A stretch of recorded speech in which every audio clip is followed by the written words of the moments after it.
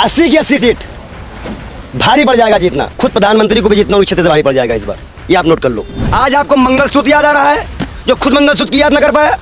पत्नी से विवाह करने के बाद उनको छोड़ना कितना बड़ा पाप है। जितने भी सांसदों की हेट स्पीच आई है, समर्थन है नरेंद्र मोदी का। नरेंद्र मोदी की इस बयान से समर्थन है कि 10 साल जो दंगा कराने में चाहे नुपुर शर्मा रही हो, चाहे बिजभूषण शरण सिंह रहे हो, जितने भी हेट स्पीच दिए हैं उन सब में प्रधानमंत्री मोदी का जी का हाथ है। उन्होंने कहा था ये स्पीच दो, हम बचाएंगे। प्रधानमंत्री घटिया राजनीति करना शुरू कर दिए हैं, घुसपैठिया, ज्यादा बच्चे पैदा करते हैं। इनके ये नशे में भाजपा वाले पूरी तरह नशे में हो गए हैं और इनका नशा अब की बार हम उतार देंगे। कसम महाकाल की, कसम भगवा की, कसम राम की, मिट्टी मिला देंगे इस गवर्नमेंट को इस बार हम। हर बार हिंदू मुसलमान, कुछ नहीं, हर बार हिंदू मुसलमान। तो एक तरह से यह सरकार जनता को दूर कर दे रही है कि जनता अपना मताधिकार का प्रयोग ना कर पाए और ये बेईमानी से फिर आ जाए। आप मुसलमान को टारगेट नहीं कर रहे हो, आप अपने जीत का रास्ता साफ कर रहे हो, क्योंकि आपको मुंह पे हिंदुओं ने थूक दिया है। नमस्कार, स्वागत है आपका टाइम्स एक्सप्रेस पर। मैं निशा झा इस वक्त लखनऊ में मौजूद हूं। जैसा कि आप लोग जानते हैं, सुबह से ही आज दूसरे चरण की वोटिंग जारी है। इसी पर चर्चा करेंगे, क्या माहौल है। हमारे साथ बाल योगी पंडित विजय कुमार शर्मा है, इनसे बातचीत करेंगे। जैसा कि आप लोग जानते हैं, पहले चरण में वोटिंग परसेंटेज बहुत कम निकला था। अब देखते हैं दूसरे चरण में कितना वोटिंग परसेंटेज निकलता है, इसी पे चर्चा कर लेते हैं। तो पंडित जी, कैसे देख रहे हैं आप? आज दूसरे चरण की वोटिंग चल रही है, 13 राज्यों में 88 सीटों पर आज वोटिंग चल रही है। क्या माहौल नज़र आ रहा है आपको? देखिए, अगर आपको माहौल पता करना हो तो 102 सीटों में बेईमानियाँ कितनी हुई, कितने लोगों को जो सरकार जान रही है कि ये मेरा वोटर नहीं है, उन्हें घर से नहीं निकलने दिया गया। जबरदस्ती एसपी साहब चुनाव आयोग के दफ्तर के मालिक बन गए थे, आई कार्ड चेक करने लग गए थे। तो एक तरह से यह सरकार जनता को दूर कर दे रही है कि जनता अपना मताधिकार का प्रयोग ना कर पाए और ये बेईमानी से फिर आ जाए। मैं आपसे एक सवाल पूछता हूँ, अमित शाह जी ने आज एक बयान दिया कि इस देश में एक कानून होना चाहिए। क्या एक कानून है? भाजपा वालों के लिए अलग कानून है, आम जनता के लिए अलग कानून है, अदर पार्टियों का अलग कानून है। ये चुनाव आयोग ने एक बार नहीं कई बार दिखाया। मैं आपसे पूछता हूँ, 10 सालों में नोटबंदी में वोट क्यों नहीं मांग लेते आप? महंगाई के नाम पे वोट क्यों नहीं मांग लेते आप? आज आपको मंगलसूत्र याद आ रहा है, जो खुद मंगलसूत्र की याद ना कर पाया। पत्नी से विवाह करने के बाद उनको छोड़ना कितना बड़ा पाप है। राम मंदिर के पास प्रतिष्ठा अकेले कर लेना कितना बड़ा पाप है। तो मंगलसूत्र 12 टन करोड़ सोना, 12 टन सोना आपने गिरवी रख दिया। कितने मंगलसूत्र बनते उससे 27,000 में सोना हमने आपको दिया, 73,000 में आज है, कहाँ से मंगलसूत्र बनवा लेंगे? तो ऐसे तमाम बयानात अगर आप देखेंगे तो ये वोटिंग को प्रभावित नहीं कर पा रही है। ये हताशा साफ जाहिर कर रही है कि जनता अपने मुद्दे पे अड़ी है। 5 किलो राशन उसे नहीं चाहिए। मैं उत्तर प्रदेश लखनऊ में खड़ा हूँ। इस लखनऊ में योगी आदित्यनाथ जी का एक विकास कार्य बताइए, क्या ये स्मार्ट सिटी बन गई? 100 स्मार्ट सिटी थी, उस पर वोट मांगा गया। हर बार हिंदू मुसलमान, कुछ नहीं, हर बार हिंदू मुसलमान। जो आप लोग कह रहे हैं कि हिंदू मुसलमान का जो मुद्दा एक बार फिर से गर्मा गया है। पहले राम मंदिर का मुद्दा लगा कि राम मंदिर मुद्दा भुनाया जाएगा इस चुनाव में, जब वो काम नहीं आया तो अब फिर मुसलमानों पे बात आ गई कि ज्यादा बच्चे पैदा करने वाले को संसाधन दे दिया जाएगा। मेरे पिताजी 4 बहन 2 भाई हैं, मैं खुद 3 बहन 2 भाई हूँ। मैं घुसपैठिया हूँ। मनोज तिवारी, निरहुआ, रवि किशन घुसपैठिया हैं। हर बार ज़्यादा बच्चे पैदा कर लेते हो। हम पूछते हैं, अगर ज़्यादा बच्चा पैदा करना समस्या है तो चाइना पीछे क्यों नहीं है? तो इस तरह का लॉजिक दे रहे हैं देश के प्रधानमंत्री। मैं एक सवाल पूछूंगा, बस एक, आप कब अपने विकास, अपने कार्यों के नाम पे वोट मांगोगे? एक तो कोई ऐसा दिन होगा जब आप कहो कि हमने ये किया, हमको इस पे वोट दो। राम मंदिर बनाए, वो भी आधा मंदिर बनाए हो। और कोर्ट ने आदेश दिया, जैसे मैं आपको आदेश दूं कि आप ये काम करो, तो कोर्ट ने आदेश दिया, आपने वो काम किया, लेकिन आपने कहा हमने बनाया। जो राम को लाए हैं हम उनको लेके आएंगे। तो फिर जो राम को ला सकता है वो अपने बाप को पैदा भी कर सकता है। अगर भाजपा वाले राम को लेके आ सकते हैं तो अपने बाप को पैदा करके दिखाएं फिर वो। तो इस तरह की कई समस्याएं हैं। तो पंडित जी, एक जो मुद्दा है प्रधानमंत्री का, जो आप लगातार जिक्र कर रहे हैं अपने भाषण में, प्रधानमंत्री मोदी ने जो मुसलमानों को लेके जो बात कही है, सवाल सुन लीजिएगा पहले। मुसलमानों को जो कहा है कि कांग्रेस पार्टी मुसलमानों को मंगलसूत्र दे देगी, ये कांग्रेस पार्टी महिलाओं के मंगलसूत्र दे देगी, पैतृक संपत्ति मुसलमानों को दे दिया जाएगा, ऐसा प्रधानमंत्री नरेंद्र मोदी के द्वारा कहा जा रहा है। कैसे देख रहे हैं आप इसको? 70 साल से हम यही प्रयागराज में हमारा घर है, बगल में मुसलमान है। कौन से मुसलमानों को किसकी ज़मीन दे दी गई है, कौन से हिंदू को किसकी ज़मीन दे दी गई है? ये नफरत है। प्रधानमंत्री भी कुछ दिन में ये भी कह सकते हैं जो मुसलमान का है वो किसी का नहीं है। तो मैं पूछता हूँ कि शहनवाज हुसैन कौन है, मुख्तार अब्बास नकवी कौन है, जो आपके गोदी मीडिया के एंकर मुसलमान है वो कौन है?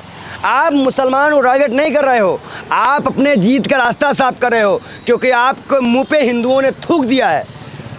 इनके मुंह पे थूक दिया गया कि इन्होंने काम नहीं किया। हमारी जनता इसी लखनऊ में रोडों पे कोरोना काल में पैदल चली है। कहाँ थे प्रधानमंत्री जब हमें वैक्सीन जो थी? कहाँ थे प्रधानमंत्री? आपने गाय काटने वाली कंपनी से चंदा लिया 250 करोड़ रुपए। कहाँ हम आपको मानेंगे? क्यों मानेंगे आपको हम? हिंदुओं का एक बहुत बड़ा जो उनका वोट है वो मोदी जी को जाता है। अब नहीं जाता है, ये आप कैसे कह सकते हैं? 19 में भी नहीं गया था, पुलवामा ना होता तो। अगर 19 में पुलवामा हमला ये न कराते, जिसका खुलासा खुद वहाँ के राज्यपाल सतपाल मलिक ने किया। अब उसकी बड़ा आरोप लगा रहे हैं। अच्छा, तो सतपाल मलिक का आरोप, अच्छा मैंने नहीं लगाया, उस वक्त के प्रेजेंट गवर्नर सतपाल मलिक ने लगाया बयान। अब बताओ, आप बताइए हमारी बात को। तो ये जो समस्या है इस देश की समस्या बड़ी विचित्र है। इस बार अखिलेश यादव और राहुल गांधी इस नफरत की सत्ता को मिट्टी में मिलाकर फिर से स्वराज लाएंगे,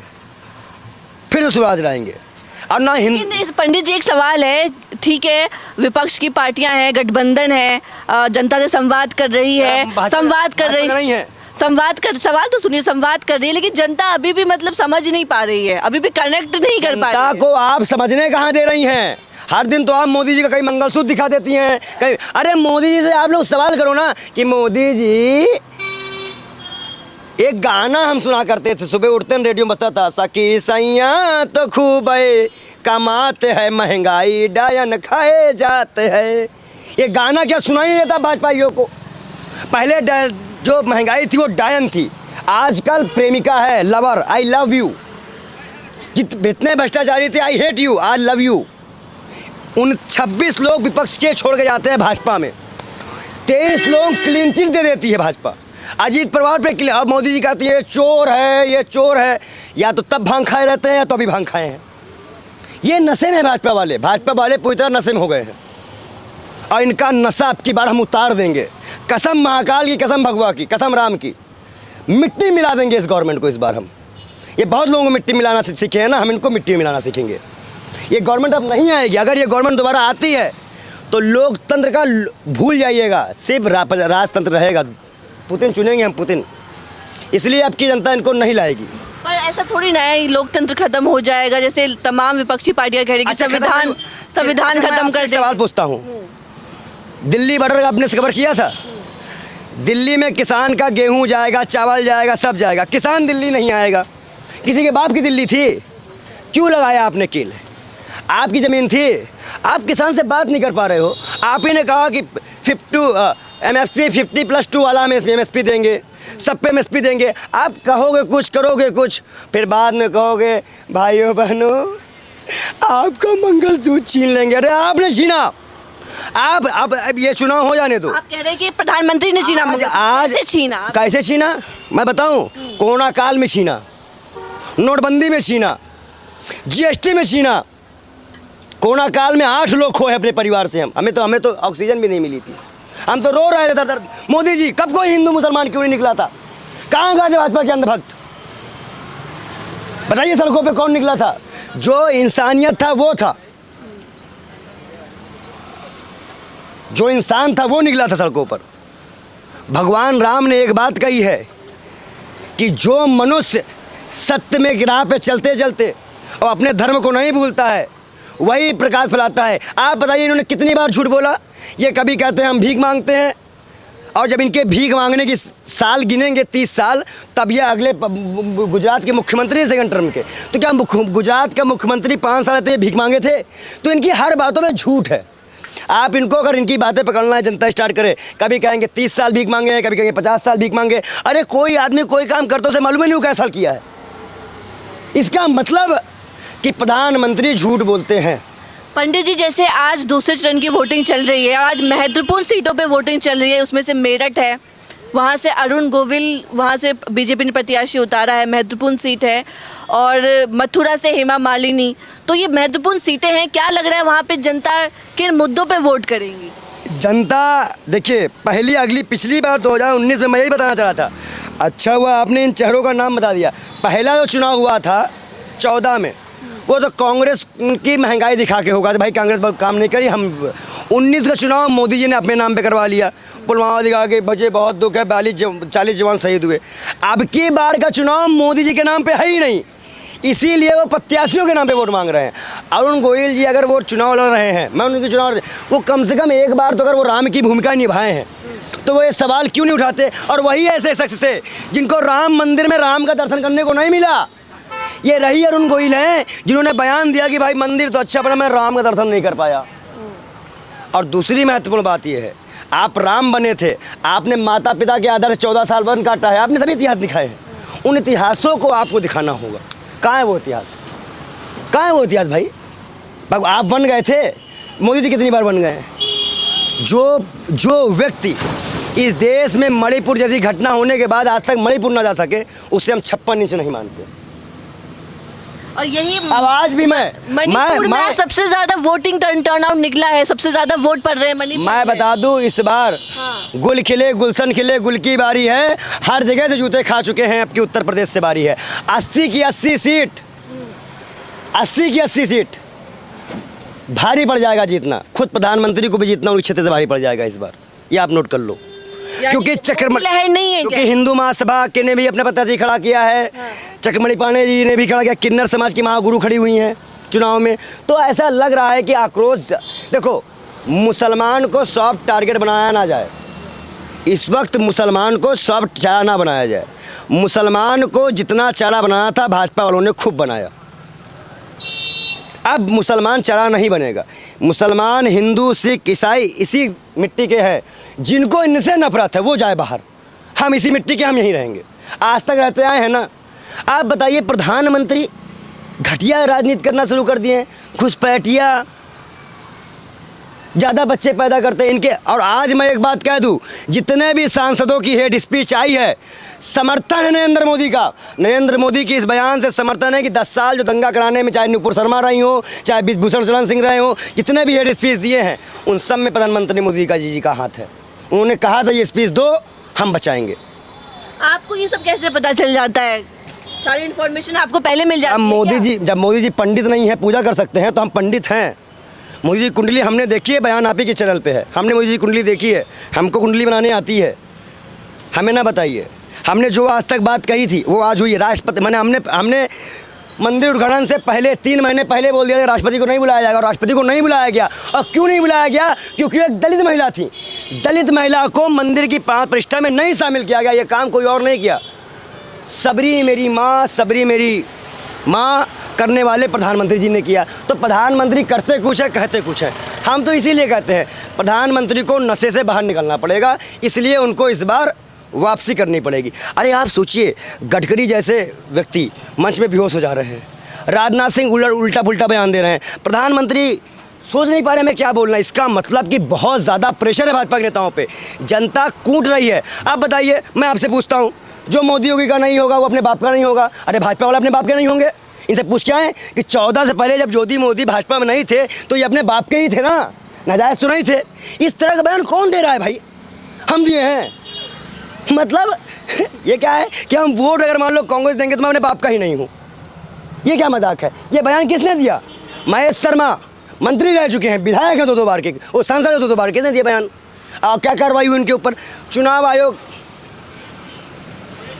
अब अगर विपक्ष कर दे तो ईडी सीबीआई सब पहुंच जाएगी। तो कहीं ना कहीं आप एजेंसियों को कंट्रोल करके आप चुनाव नहीं जीत रहे हो। चुनाव जीतने का मतलब जनता अपने मन से उनको नहीं जिता रही है, तुम जनता पे दबाव बना के चुनाव जीत रहे हो। चाहे 19 रहा हो, चाहे 17 रहा हो और चाहे 22 रहा हो। आपने नहीं तो इस बार इस यहाँ पे अखिलेश सरकार होती, योगी ना होते। और इस बार सीट यहाँ भी कम हुई है विधानसभा में 22 में, मत भूलिए, और 224 आ गया है। सीटें पूरी है। हम इस बार ईमानदारी से जनता से एक ही अपील करेंगे, आप अपने मुद्दों पे वोट दीजिएगा, मंगलसूत्र पे नहीं। आपका मुद्दा सिर्फ महंगाई, भ्रष्टाचार, बेरोजगारी और ये सब है। बाकी हमने सरकार को धर्म ठेका देने के लिए नहीं पैदा किया है। ठीक है, आखिरी सवाल है, 4 जून को क्या लग रहा है आपको? देखिए 102 सीटें में कूटे गए, 80 सीट। नरेंद्र मोदी का नारा है 400 पार। अब की बार 100 भी पार नहीं कर पाएंगे ये लोग। अगर 100 कर लेंगे तो बताइएगा। यही बात अब यूपी चुनाव में भी कहते थे, यूपी चुनाव में हार जाएगी। अच्छा आप ये बताइए, यूपी चुनाव में हम कहते थे जो 50 से 55 सीटें निर्णायक थी, उसी काउंटिंग 100 से और 500 वाली वोटिंग सीटें कितनी जीती गई हैं। और खुद प्रयाग, मैं पिछली बार बनारस के डीएम का बयान बताता हूँ, नरेंद्र जो फौजी ने नामांकन किया था उस वक्त मैं भी वहाँ मौजूद था। किसी डीएम को या कैसे मालूम चल जाएगा बिना वोटिंग के पहले कि आपको इतना ही वोट मिलेगा? सवाल मैं आपसे करता हूँ। और उसको उतना ही वोट मिला जितना डीएम साहब ने चुनाव के पहले बताया। तो 1000, 500, 2000 की ये तो धांधली करते हैं। पल्लवी पटेल केशव प्रसाद मौर्य को हराई थी, सिराथू से हराई, क्या हुआ? उसका बेटा प्रमाण पत्र लेके भाग गया। तो गुंडागर्दी करते हैं ये लोग, और गुंडा के चुनाव नहीं जीतने देंगे। इस बार जनता खुद आगे आ गई है। ये बार पार्टी चुनाव नहीं लड़ रही है, इस बार जनता भी लड़ाई लड़ रही है। चलिए ठीक है, तो ये थे हमारे साथ पंडित बाल योगी, इनको आप सुन रहे थे। और जैसे कि आज सुबह से दूसरे चरण की वोटिंग जारी है, महत्वपूर्ण सीटों पर आज वोटिंग है, चाहे वो मेरठ हो, चाहे वो मथुरा हो जहां से हेमा मालिनी, और मेरठ से अरुण गोविल जिन्होंने राम जी का किरदार निभाया था। तो ये महत्वपूर्ण सीटें हैं। देखते हैं 4 जून को नतीजे आने वाले हैं, किसकी सरकार बनती है। बने रहे टाइम्स एक्सप्रेस के साथ। धन्यवाद।